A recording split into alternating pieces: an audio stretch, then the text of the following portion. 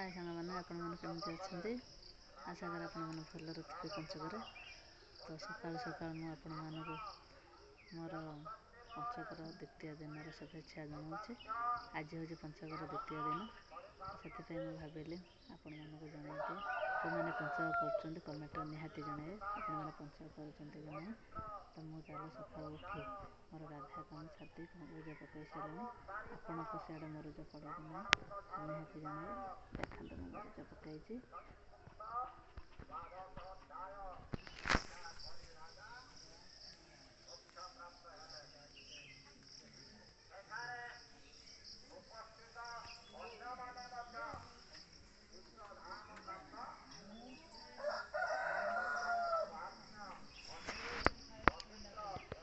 ମୋ ମୁରୁଜ ପକା ଯଦି ଆପଣମାନଙ୍କୁ ଭଲ ଲାଗିଥିବ ତାହେଲେ କମେଣ୍ଟରେ ନିହାତି ଜଣାଇବେ।